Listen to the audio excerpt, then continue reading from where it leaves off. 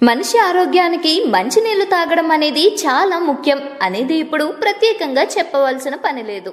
కానీ మనలో చాలా మందికి దాహం వేసిన ప్రతిసారి కూలింగ్ వాటర్ తాగే అలవాటు ఉంటుంది. అయితే చల్లగా ఉండే నీటిని తాగడం ద్వారా అనేక ఆరోగ్య సమస్యలు ఎదురవుతూ ఉంటాయి. ఈ నేపథ్యంలోనే రూమ్ టెంపరేచర్కు తగినట్టు నార్మల్ వాటర్ తాగాలని వైద్యులు సూచిస్తున్నారు. అయితే చాలా మందికి వేడి నీళ్లు తాగే అలవాటు ఉంటుంది. మరి కూలింగ్ వాటర్తో పోల్చుకుంటే వేడి నీటిని తాగడం వలన లాభమా నష్టమా? అసలు వేడి నీటిని ఎటువంటి సమయంలో తీసుకోవాలి?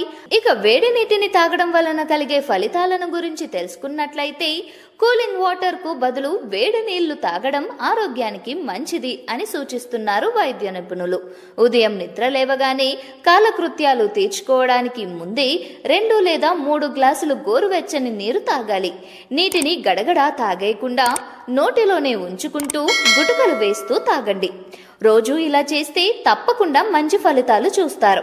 మరి రోజు వేడి నీళ్లు తాగడం వల్ల ఆరోగ్యానికి కలిగే ప్రయోజనాల గురించి తెలుసుకున్నట్లయితే కడుపు నొప్పి, అజీర్తి తదితర జీర్ణ సమస్యలు, ఇతరాత్ర ఉదర సంబంధిత వ్యాధులతో బాధపడే వారికి ఇది మంచి ఔషధం. వేడి నీరు తాగడం వల్ల శరీరంలో రక్త ప్రసరణ సక్రమంగా జరుగుతుంది. కీళ్ల నొప్పులతో బాధపడే వారికి ఆర్థరైటిస్ సమస్యలు రాకుండా వేడి నీళ్లు కాపాడతాయి. మరియు ఊబకాయం, అధిక బరువు వంటి సమస్యలను సైతం వేడి నీళ్లతో అధిగమించవచ్చు. వేడి నీరు గొంతు సమస్యలను దరిచేరనివ్వకుండా కాపాడుతుంది. అలాగే జలుబు, న్యూమోనియా నుంచి దూరంగా ఉంచుతుంది. దగ్గు, పడిశంతో బాధపడుతున్న వారికి కూడా వేడి నీరు మంచి మందులాగా పనిచేస్తుంది. వేసవి కాలంలో సైతం డీహైడ్రేటెడ్ సమస్య తీర్చేందుకు వేడి నీళ్లు ఉపయోగపడుతుంది. మరియు డయాబెటీస్ ముప్పు ఉందని భయపడే వారికి వేడి నీరు మంచి ఔషధం. ఈ కరోనా సీజన్లో వేడి నీళ్లు తాగడం ఆరోగ్యానికి మరింత మంచిది. వైరస్లు, ప్రమాదకర బ్యాక్టీరియాలను తరిమే శక్తి వేడి నీళ్లకు ఉంటుంది.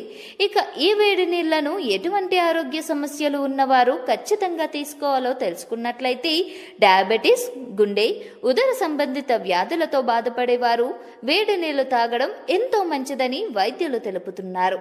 అయితే ఇక్కడ చిన్న హెచ్చరిక ఏంటంటే, వేడి నీళ్లు తాగమన్నారు కదా అని బాగా మరిగిన నీళ్లు తాగడం మొదలు పెడితే కొత్త సమస్యలు వచ్చి పడతాయి. కాబట్టి తగిన మోతాదులో తీసుకుంటూ అనారోగ్యం బారిన పడకుండా జాగ్రత్త పడండి.